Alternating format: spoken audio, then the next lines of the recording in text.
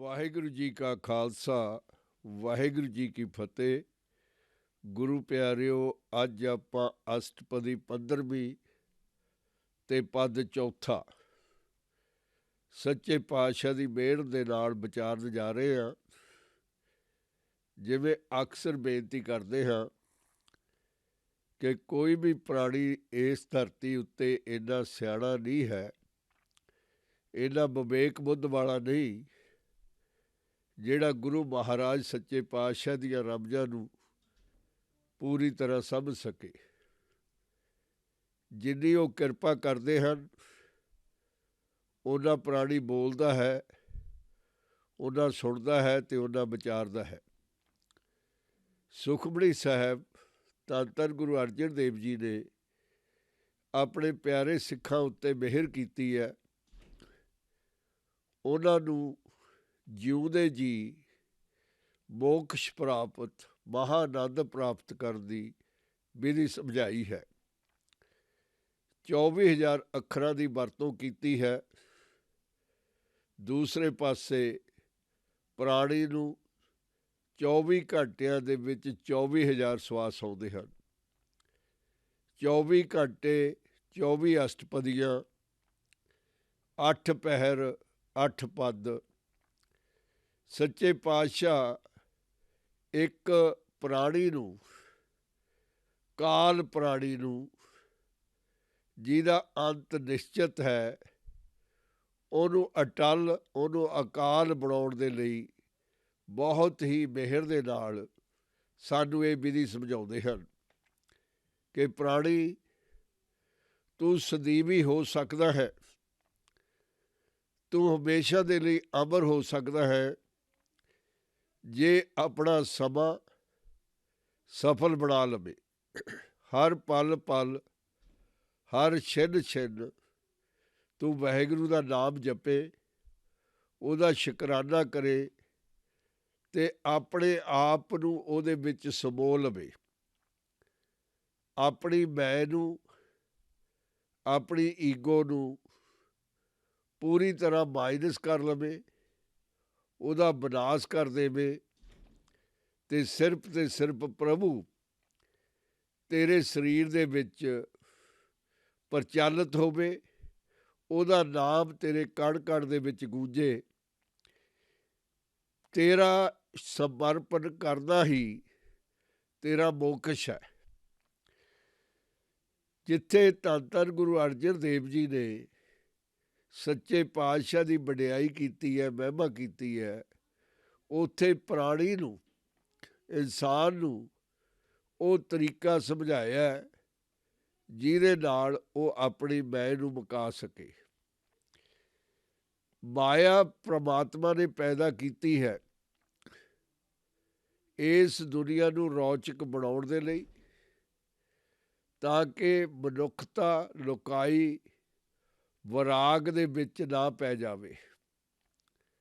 ਜਿਸ ਤਰ੍ਹਾਂ ਆਮ ਜੀਵਨ ਦੇ ਵਿੱਚ ਲੋਕ ਨਿਰਤ ਕਰਦੇ ਹਨ, ਨਾਚ ਕਰਦੇ ਹਨ, ਕੁਝ ਨੱਚਦੇ ਹਨ, ਕੁਝ ਦੇਖਦੇ ਹਨ, ਇਸ ਤਰ੍ਹਾਂ ਕੁਝ ਸਮੇਂ ਦੇ ਲਈ ਉਹ ਆਪਣਾ ਦਿਲ ਬਹਿਲਾਉਂਦੇ ਹਨ। ਉਹਨਾਂ ਨੂੰ ਇਸ ਤਰ੍ਹਾਂ ਲੱਗਦਾ ਹੈ ਕਿ ਖੁਸ਼ੀ ਮਿਲ ਗਈ ਹੈ, ਪਰ ਅਸਲੀ ਖੁਸ਼ੀ 4 ਘੜੀਆਂ ਦਾ ਨਾਚ, 4 ਘੜੀਆਂ ਦਾ ਗਾਉਣ, 4 ਘੜੀਆਂ ਦਾ ਸੁਣ ਨਹੀਂ ਹੈ। ਸੱਚੇ ਪਾਤਸ਼ਾਹ ਨੇ ਉਸ ਸਦੀਵੀ ਖੁਸ਼ੀ ਦੀ ਗੱਲ ਕੀਤੀ ਹੈ, ਮਹਾਨੰਦ ਦੀ ਗੱਲ ਕੀਤੀ ਹੈ, ਮਹਾ ਸੁੱਖ ਦੀ ਗੱਲ ਕੀਤੀ ਹੈ, ਜਿਹੜਾ ਕਦੇ ਮੁੱਕਦਾ ਨਹੀਂ। ਸੁੱਖ ਬੜੀ, ਸੁੱਖਾਂ ਦਾ ਖਜ਼ਾਨਾ, ਟ੍ਰੇਜਰ ਆਫ ਕੰਫਰਟਸ, ਜਿਹੜਾ ਸਦੀਵੀ ਹੈ, ਜਿਹੜਾ ਅਮਰ ਹੈ। ਜਿਹੜੇ ਲੋਕ ਪਿਆਰੇ ਭਗਤਾਂ ਉੱਤੇ ਹੱਸਦੇ ਹਨ, ਉਹਨਾਂ ਨੂੰ ਭੰਡਦੇ ਹਨ, ਵੱਖੋ ਵੱਖਰੀਆਂ ਗੱਲਾਂ ਬਣਾ ਕੇ ਉਹਨਾਂ ਨੂੰ ਜਲੀਲ ਕਰਦੇ ਹਨ, ਸੱਚੇ ਪਾਤਸ਼ਾਹ ਨੇ ਉਹਨਾਂ ਨੂੰ ਬਹੁਤ ਬਹੁਤ ਨੀਵੇਂ ਕਰਕੇ ਸਾਨੂੰ ਸਮਝਾਇਆ ਹੈ ਕਿ ਉਹਨਾਂ ਦਾ ਇਸ ਧਰਤੀ ਉੱਤੇ ਆਉਣਾ ਜਾਂ ਨਾ ਆਉਣਾ ਨੇਫਲ ਹੈ।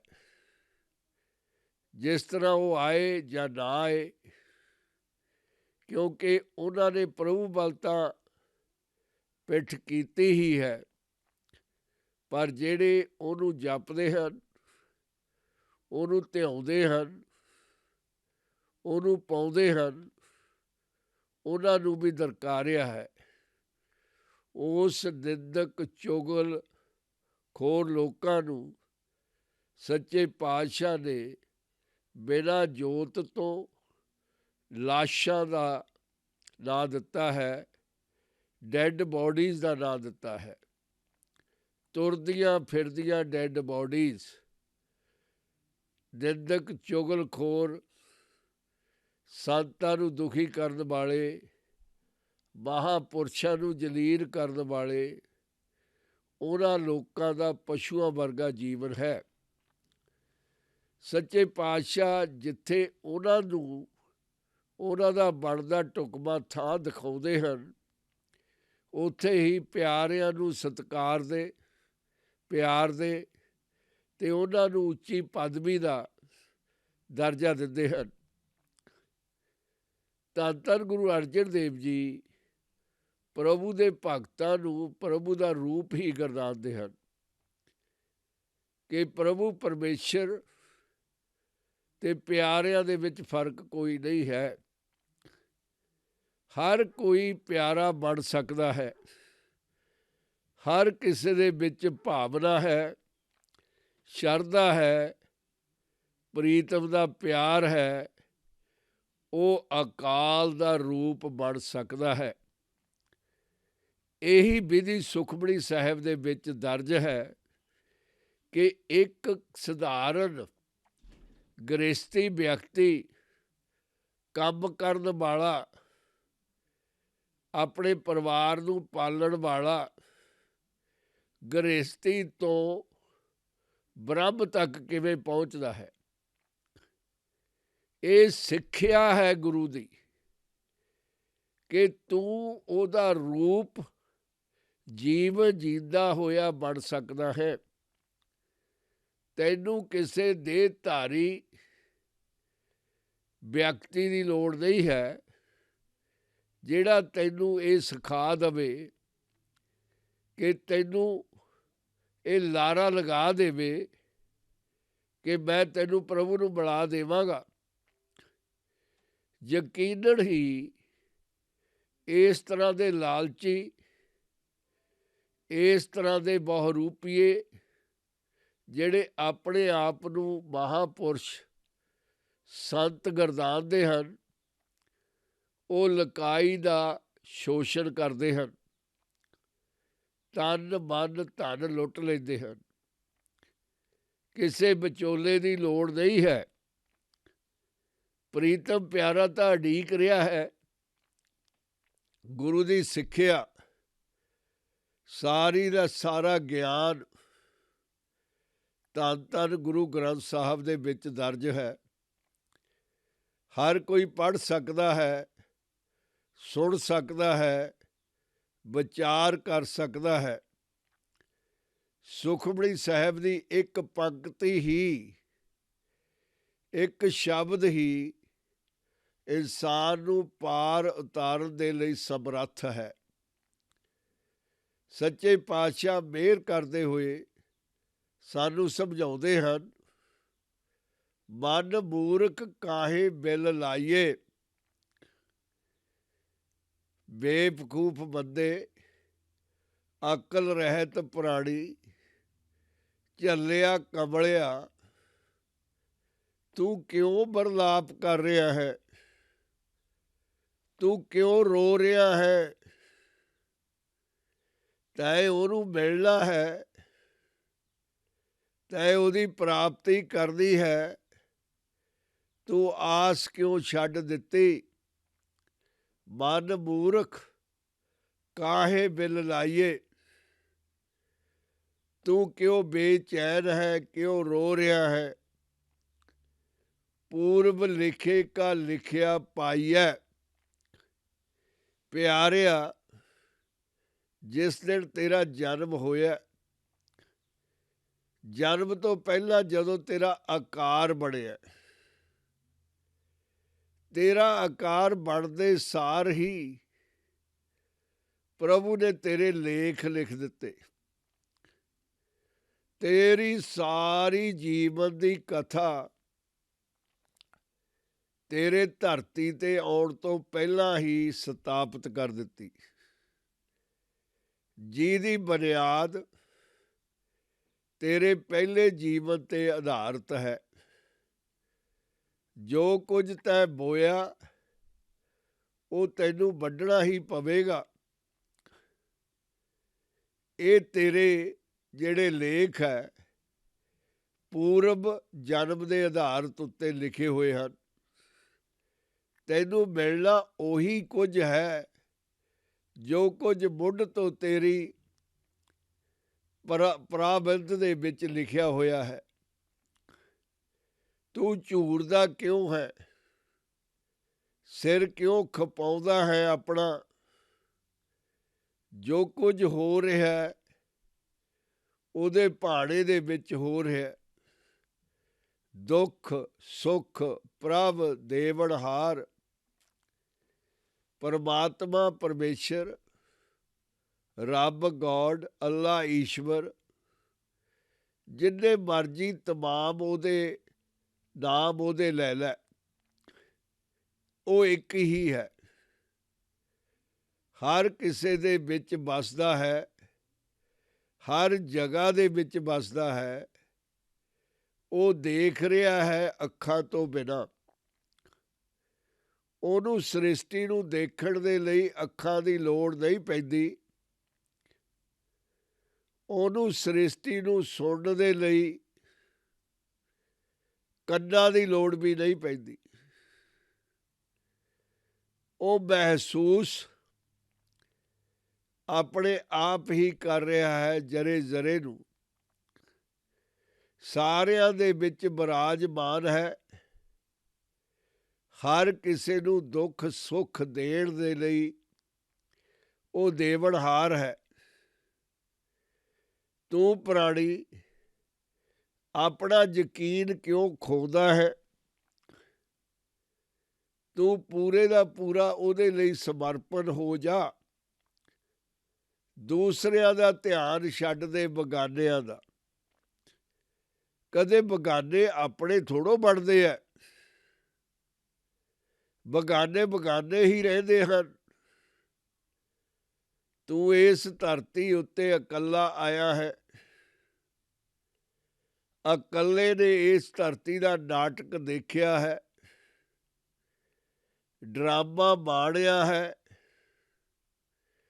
ਇਸ ਸੰਸਾਰਕ ਮੂਵੀ ਦੇ ਵਿੱਚ, ਇਸ ਦੁਨੀਆ ਦੀ ਫਿਲਮ ਦੇ ਵਿੱਚ ਤੈਂ ਢੁਕਵਾਂ ਰੋਲ ਵੀ ਕੀਤਾ ਹੈ, ਆਪਣਾ ਅਭਿਮਾਨੇ ਵੀ ਦਿਖਾਇਆ ਹੈ। ਪਰ ਅਜੇ ਤੱਕ ਤੈਨੂੰ ਇਹ ਸਮਝ ਨਹੀਂ ਲੱਗੀ ਕਿ ਤੈਨੂੰ ਰੋਲ ਦੇਣ ਵਾਲਾ ਕੌਣ ਹੈ, ਕੌਣ ਪ੍ਰੋਡਿਊਸਰ ਹੈ, ਕੌਣ ਡਾਇਰੈਕਟਰ ਹੈ, ਕਿਸ ਨੇ ਤੇਰਾ ਪ੍ਰਸੰਗ ਲਿਖਿਆ ਹੈ, ਸਕ੍ਰਿਪਟ ਤੇਰੀ ਕਿਸ ਨੇ ਬਣਾਈ ਹੈ। ਤੂੰ ਅਜੇ ਤੱਕ ਇਹ ਪੜ੍ਹਿਆ ਨਹੀਂ ਹੈ। ਤੂੰ ਬਗਾਨਿਆਂ ਦੇ ਪਿੱਛੇ ਦੌੜਦਾ ਰਿਹਾ, ਜਿਨ੍ਹਾਂ ਦਾ ਇਸ ਮੂਵੀ, ਇਸ ਡਰਾਮੇ, ਇਸ ਨਾਟਕ ਨਾਲ ਰਤੀ ਜਿੰਨਾ ਸੰਬੰਧ ਵੀ ਨਹੀਂ।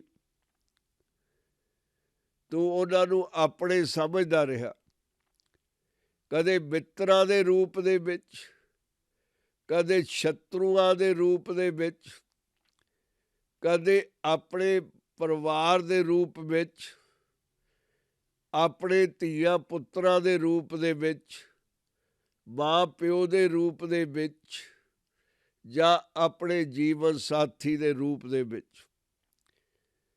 ਪਰ ਗੁਰੂ ਪਿਆਰਿਆ, ਉਹਨਾਂ ਵਿੱਚੋਂ ਇੱਕ ਵੀ ਤੇਰਾ ਨਹੀਂ ਹੈ। ਸਾਰੇ ਦੇ ਸਾਰੇ ਅਵਰ ਹਨ, ਬਗਾਨੇ ਹਨ। ਸੱਚੇ ਪਾਤਸ਼ਾਹ ਮਿਹਰ ਕਰਦੇ ਹਨ, ਧੰਨ ਧੰਨ ਗੁਰੂ ਅਰਜਨ ਦੇਵ ਜੀ। ਅਵਰ ਤਿਆਗ ਤੂੰ ਤਿਸੇ ਚਿਤਾਰ, ਵਹਿਮ ਆਪਣੇ ਦਿਲ ਚੋਂ ਕੱਢ ਕੇ ਪਹਿਲਾਂ ਤਾਂ ਤੂੰ ਆਪਣੇ ਨੂੰ ਲੱਭ, ਜਿਹੜਾ ਤੇਰਾ ਆਪਣਾ। ਬਗਾਨਿਆਂ ਨੂੰ ਛੱਡ ਦੇ, ਜਿਹੜਾ ਤੇਰਾ ਕੇਵਲ ਤੇਰਾ ਹੀ ਹੈ। ਦੂਜਿਆਂ ਤੋਂ ਤੈਨੂੰ ਕੋਈ ਲਾਭ ਨਹੀਂ ਹੋਣ ਵਾਲਾ। ਜੋ ਕਿਛ ਕਰੇ ਸੋਈ ਸੁਖ ਮਾਣ, ਉਹਦੇ ਉੱਤੇ ਭਰੋਸਾ ਕਰ ਲੈ। ਜਿਹੜਾ ਸਿਰਫ ਤੇ ਸਿਰਫ ਤੇਰਾ ਹੈ।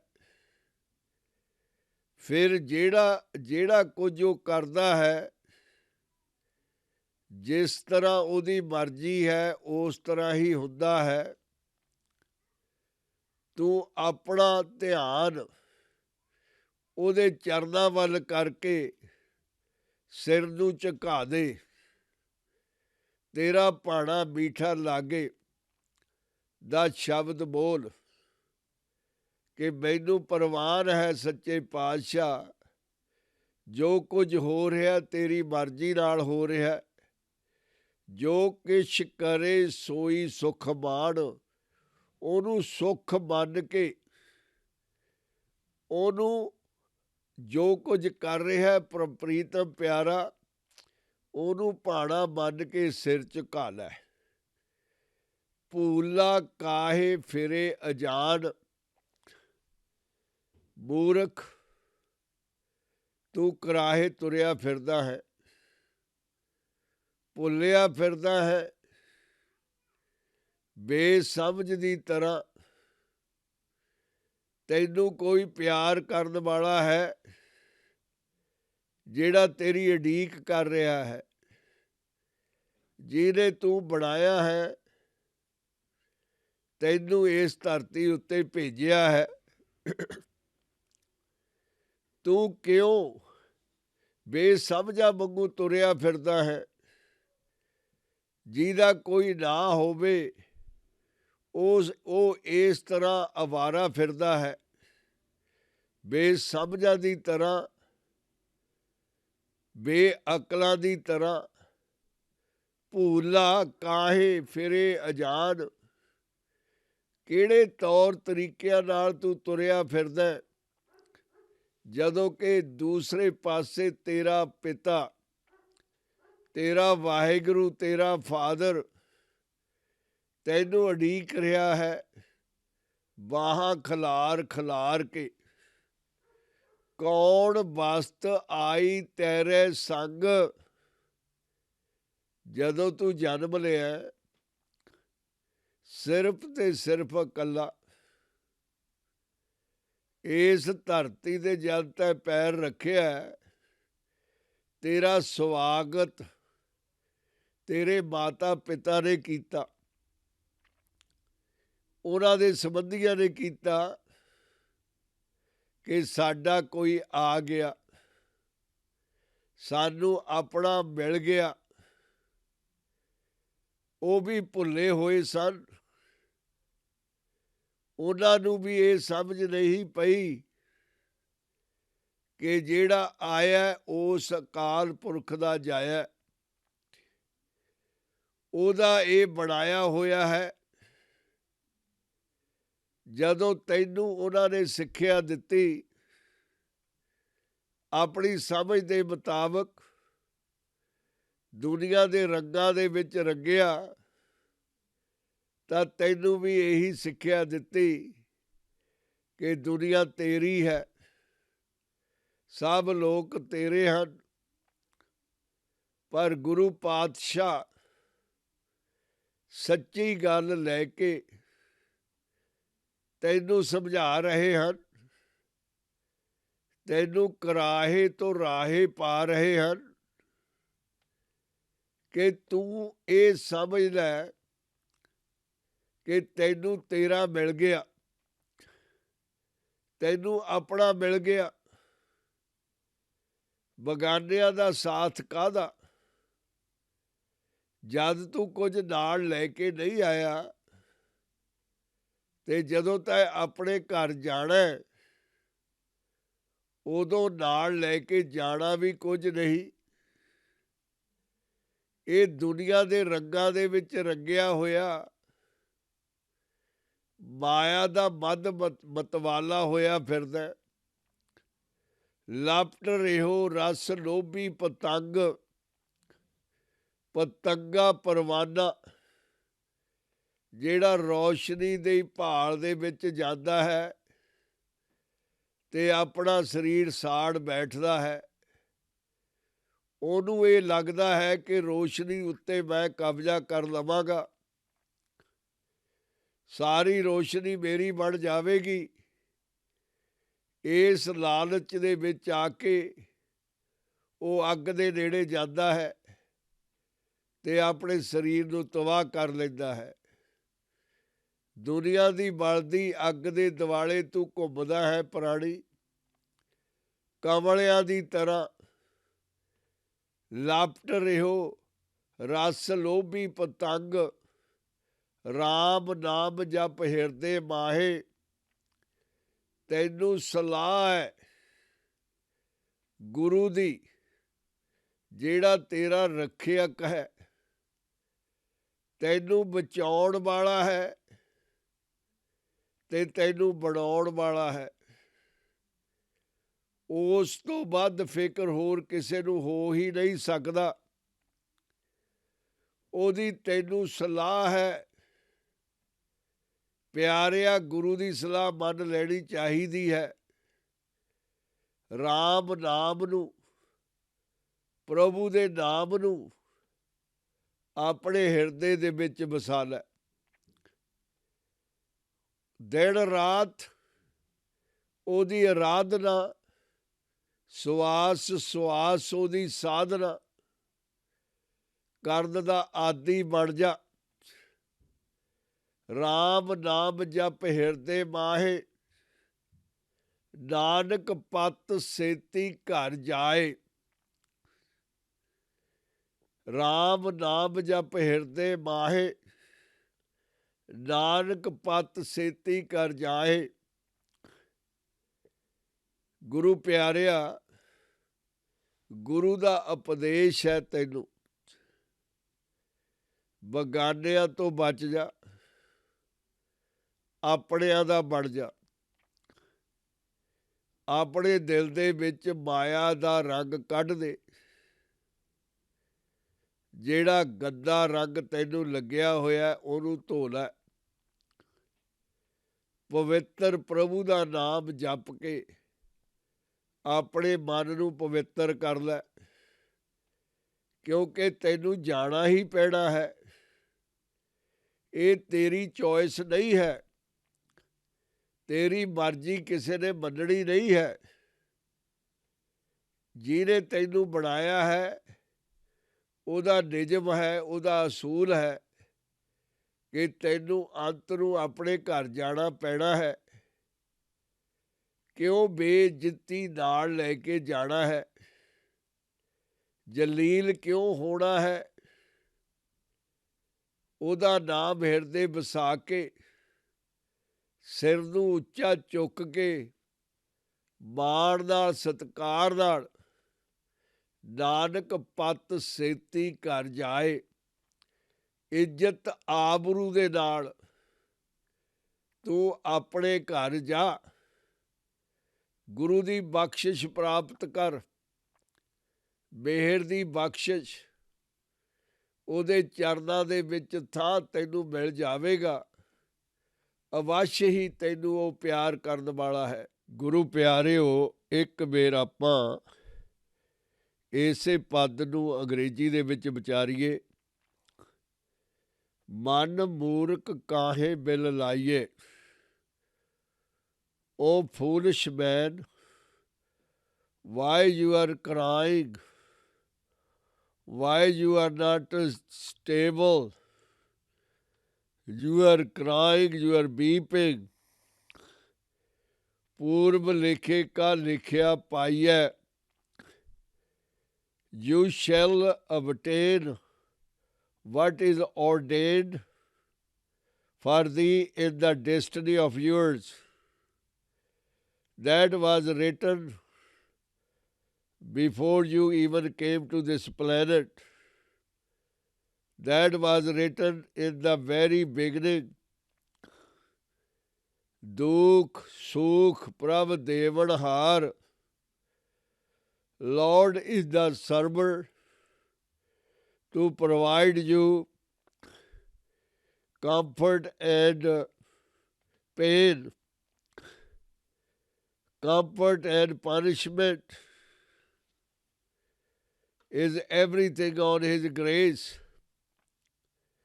Whatever you feel is the punishment, it is not punishment. It is all your woe and weal. Lord is a dispenser of it. Avar tyag tu tise chitar. Abandon all others. Nobody is yours. Only one you can trust. Tu tise chitar. And do thou remember him all alone. Always him. Jo kish kare soi sukh maan. Whatever he does, deem that as good. Bow your head to him. Say thanks, because everything is coming with his grace. Mercy, his mercy on you is the biggest comfort you have. Pula kahe phire ajaan. Why wandering without any sense, a ignorant man? Why wanderest thou astray, O ignorant man? Think about yourself. Kaun bast aayi tere sang. What you brought with you when you born? What thing has come with thee when you took the birth? O greedy, O greedy moth, that thou art clinging to the worldly pleasures. You are trapped with the Maya. You are trapped by Maya in all the false luxuries. Ram Naam Jap Hirde Mahe.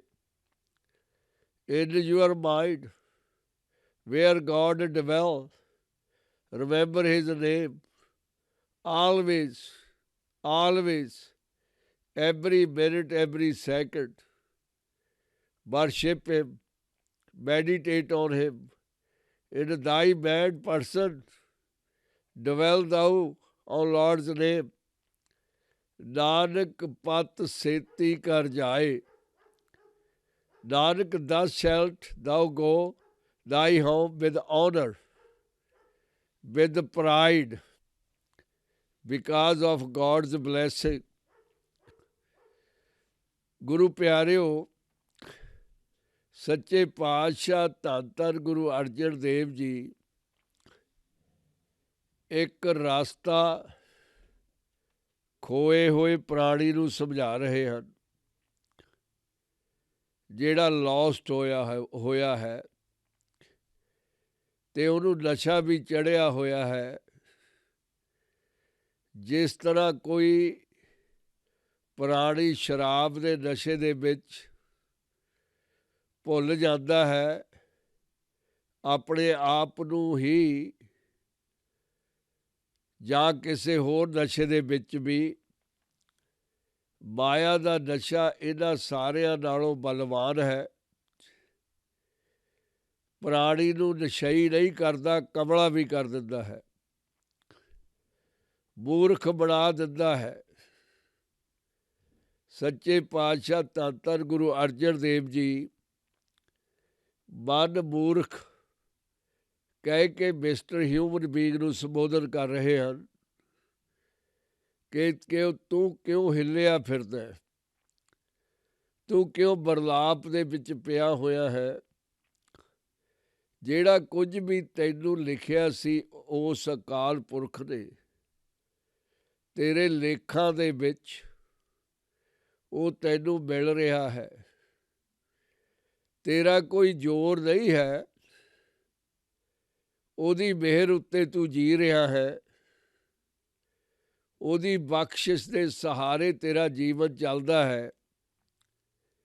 ਜਿਹਨੂੰ ਤੂੰ ਦੁੱਖ ਮੰਨਦਾ ਜਾਂ ਸੁੱਖ ਮੰਨਦਾ, ਜਾਂ ਗਮੀ ਹੈ ਜਾਂ ਖੁਸ਼ੀ ਹੈ, ਉਹਦਾ ਸ਼ੁਕਰਾਨਾ ਕਰ ਕਿ ਤੇਰੇ ਉੱਤੇ ਉਹਦੀ ਅਪਾਰ ਕਿਰਪਾ ਹੈ। ਸ਼ਿਕਾਇਤਾਂ ਕਰਕੇ ਤੈਨੂੰ ਕੀ ਮਿਲੇਗਾ? ਸ਼ਿਕਾਇਤਾਂ ਦਾ ਕੀ ਲਾਭ? ਦੁੱਖ ਸੁੱਖ ਪ੍ਰਭ ਦੇਵਨਹਾਰ। ਜਦੋਂ ਖੁਸ਼ੀ ਤੇ ਗਮੀ ਦਿੰਦਾ ਹੀ ਉਹ ਹੈ, ਤੂੰ ਸਿਰ ਕਿਉਂ ਨਹੀਂ ਝੁਕਾਉਂਦਾ? ਅਵਰ ਤਿਆਗ ਤੂੰ ਤਿਸੇ ਚ ਤਾਰ। ਸੱਚੇ ਪਾਤਸ਼ਾਹ ਅਪਾਰ ਕਿਰਪਾ ਕਰਦੇ ਹਨ ਕਿ ਪ੍ਰਾਣੀ ਮਿਸਟਰ ਹਿਊਮਨ ਬੀਇੰਗ, ਤੂੰ ਪਿੱਛੇ ਮੁੜਾ। ਤੂੰ ਬਹੁਤ ਦੂਰ ਨਹੀਂ ਗਿਆ। You did not go too far. God is still waiting for you. Waheguru is still waiting for you with open arm. ਜਿੱਧਰ ਨੂੰ ਤੂੰ ਮੂੰਹ ਚੁੱਕਿਆ ਹੋਇਆ ਹੈ, ਜਿੱਧਰ ਨੂੰ ਤੂੰ ਦੌੜਿਆ ਜਾ ਰਿਹਾ ਹੈ, ਉਹਦੇ ਵੱਲ ਪਿੱਠ ਕਰ ਲੈ ਤੇ ਪਾਤਸ਼ਾਹ ਵੱਲ ਮੂੰਹ ਕਰ ਲੈ ਤੇ ਵਾਪਸ ਆ ਜਾ। ਦੂਜਿਆਂ ਨੂੰ ਛੱਡ ਦੇ ਤੇ ਆਪਣੇ ਨੂੰ ਅਪਣਾ ਲੈ। ਜੋ ਕਿਛ ਕਰੇ ਸੋਈ ਸੁਖ ਮਾਨ। ਸਿਰ ਝੁਕਾ ਦੇ ਕਿ ਜਿਹੜਾ ਕੁਝ ਵੀ ਤੂੰ ਅਕਾਲ ਪੁਰਖ ਕਰਦਾ ਹੈ ਉਹ ਚੰਗਾ ਹੀ ਕਰਦਾ ਹੈ। ਗੁਰੂ ਸਾਹਿਬਾਨ ਨੇ, ਸੱਚੇ ਪਾਤਸ਼ਾਹ ਧੰਨ ਧੰਨ ਗੁਰੂ ਅਰਜਨ ਦੇਵ ਜੀ ਨੇ ਆਪਣੀ ਕੁਰਬਾਨੀ, ਆਪਣੀ ਸ਼ਹਾਦਤ ਸੱਚ ਦੇ ਲਈ ਦੇ ਦਿੱਤੀ। ਤੱਤੀ ਤਵੀ ਦੇ ਉੱਤੇ ਬੈਠ ਕੇ ਜ਼ਾਲਮਾਂ ਨੇ ਸਿਰ ਦੇ ਵਿੱਚ ਤੱਤਾ ਰੇਤਾ ਪਾਇਆ। ਅੱਤ ਦੀ ਗਰਮੀ, ਅੱਤ ਦਾ ਕਹਿਰ, ਅੱਤ ਦੀ ਅੱਗ, ਪਰ ਪ੍ਰੀਤਮ ਪਿਆਰੇ ਬਰਫ਼ ਨਾਲੋਂ ਵੀ ਠੰਡੇ, ਸਬਰ ਸੰਤੋਖ ਦੇ ਭਰੇ ਹੋਏ।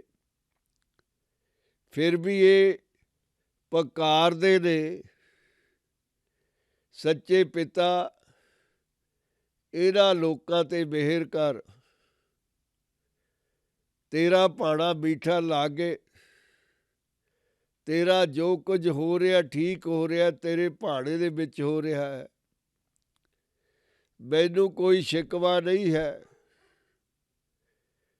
ਆਪਣੇ ਸਿੱਖਾਂ ਉੱਤੇ ਮਿਹਰ ਕਰਕੇ ਉਹਨਾਂ ਨੂੰ ਮਾਇਆ ਦੇ ਚੱਕਰ 'ਚੋਂ ਕੱਢਣ ਦੇ ਲਈ, ਸੱਚ ਸਮਝਾਉਣ ਦੇ ਲਈ, ਇੱਕ ਓਂਕਾਰ ਦੇ ਚਰਨਾਂ ਦੇ ਵਿੱਚ ਵਸਾਉਣ ਦੇ ਲਈ ਮਹਾਂ ਕੁਰਬਾਨੀ ਦਿੱਤੀ ਹੈ। ਪ੍ਰਾਣੀ ਫਿਰ ਵੀ ਭੁੱਲਿਆ ਫਿਰਦਾ ਹੈ। ਭੂਲਾ ਕਾਹੇ ਫਿਰੇ ਅਜਾਨ। ਤੂੰ ਕਿਉਂ ਮੂਰਖ ਹੋ ਕੇ ਕਮਲਿਆਂ ਵਾਂਗੂ ਭੁੱਲਿਆ ਫਿਰਦਾ ਹੈ। ਕੌਣ ਬਸਤ ਆਈ ਤੇਰੇ ਸੰਗ। ਤੂੰ ਆਪਣੀ ਜੀਵਨ ਪੱਤਰੀ, ਆਪਣੀ ਜੀਵਨ ਕਥਾ ਜੇ ਤੈਨੂੰ ਪੂਰੀ ਨਹੀਂ ਪਤਾ, ਤੂੰ ਆਪਣੇ ਵਡੇਰਿਆਂ ਤੋਂ ਪੁੱਛ ਲੈ, ਆਪਣੇ ਮਾਂ ਬਾਪ ਤੋਂ ਪੁੱਛ ਲੈ ਕਿ ਜਦੋਂ ਮੈਂ ਇਸ ਧਰਤੀ ਉੱਤੇ ਆਇਆ ਸੀ ਤਾਂ ਮੇਰੇ ਨਾਲ ਕੀ ਸੀ। ਜਵਾਬ ਤੈਨੂੰ ਅਵੱਸ਼ ਇਹੀ ਮਿਲੇਗਾ ਕਿ ਇਸ ਧਰਤੀ ਉੱਤੇ ਹਰ ਕੋਈ ਇਕੱਲਾ ਹੀ ਆਉਂਦਾ ਹੈ ਤੇ ਇਕੱਲਾ ਹੀ ਜਾਂਦਾ ਹੈ। ਤੇਰੀ ਜਿਹੜੀ ਚੇਸਟ ਹੈ ਤੇਰੀ ਜਿਹੜੀ ਭੁੱਖ ਹੈ ਮਾਇਆ ਪ੍ਰਤੀ, ਉਹਨੇ ਤੈਨੂੰ ਅਕਲਹੀਨ ਬਣਾ ਦਿੱਤਾ ਹੈ। ਤੂੰ ਇੱਕ ਪਤੰਗੇ ਦੀ ਤਰ੍ਹਾਂ ਲੋਭ ਦੇ ਵਿੱਚ ਤ੍ਰਿਸ਼ਨਾ ਦਾ ਲੁੱਟਿਆ ਹੋਇਆ ਪ੍ਰਾਣੀ ਅੱਗ ਦੇ ਵਿੱਚ ਸੜ ਰਿਹਾ ਹੈ। ਕਿਉਂ ਨਹੀਂ ਰਾਮ ਨਾਮ ਨੂੰ ਆਪਣੇ ਹਿਰਦੇ ਵਿੱਚ ਵਸਾ ਲੈਂਦਾ? ਜਿਹੜੇ ਰਸਤੇ ਤੂੰ ਆਇਆ ਹੈ ਉਸੇ ਰਸਤੇ ਤੈਨੂੰ ਜਾਣਾ ਪੈਣਾ ਹੈ। ਜਿਹੜੀ ਮੰਜ਼ਿਲ ਤੋਂ ਤੂੰ ਇਸ ਧਰਤੀ 'ਤੇ ਆਇਆ ਸੀ ਉਸ ਮੰਜ਼ਿਲ 'ਤੇ ਤੈਨੂੰ ਦੁਬਾਰਾ ਜਾਣਾ ਪੈਣਾ ਹੈ। ਉੱਥੇ ਸੱਚ ਤੇ ਝੂਠ ਦਾ ਨਿਬੇੜਾ ਹੋਣਾ ਹੈ। ਤੇਰੇ ਕੀਤਿਆਂ ਦਾ, ਤੇਰੇ ਚੰਗੇ ਮਾੜੇ ਕਰਮਾਂ ਦਾ ਨਿਬੇੜਾ ਧਰਮਰਾਜ ਨੇ ਕਰਨਾ ਹੈ। ਉਹਦੀ ਤਿਆਰੀ ਦੇ ਲਈ ਸੱਚ ਪੱਲੇ ਬੰਨ੍ਹ ਲੈ।